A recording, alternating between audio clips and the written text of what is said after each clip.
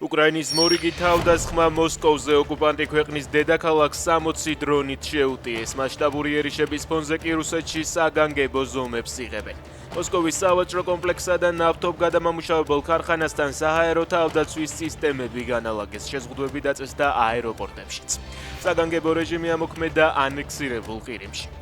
ღამით უკრაინამ რუსეთს 300-ზე მეტი უპილოტო საფრენი აპარატით შეუტია. დრონები 3000 კილომეტრზე მეტს დაფარავენ, ჩვენ კიდევ უფრო შორს წავალთ, განაცხადა ზელენსკი. სასკოლო ფორმებს ჩინური კომპანია შეკერავს. 45 მილიონიანი ტენდერი შპს გლორი ტექსტილი ინდუსტრიისთან გაფორმდა. კომპანია საქართველოში 3 თვე არაც დარეგისტრირდა. გაფორმებული ხელშეკრულება 1.801.000 ერთეული სასკოლო ფორმის შეკერვას ითვალისწინებს. რუსთავში კაცმა სწრაფი ჩარიცხვის აპარატებში ყალბი კუპიურები მოათავსა. შინაგან საქმეთა სამინისტროს ინფორმაციით კომპანიებს ჯამში 3500 ლარზე მეტი ქონებრივი ზარალი მიადგა. ბრალდებულს თანხის თაღლითურად დაუფლებას ედავებიან. მას 7 წლამდე პატიმრობა ემუქრება. ბიზნესმენი თემურ უგულავა გარდაიცვალა. ის ბოლო თვეებში მძიმე ავადმყოფობას ებრძოდა. თემურ უგულავას მიერ დაფუძნებული აჭარა ჯგუფი საქართველოს ერთ-ერთ უმსხვილეს სასტუმროთა ქსელს აერთიანებს. მის მიერაა შექმნილი ქართული ბრენდები რუმსი და სტამპა.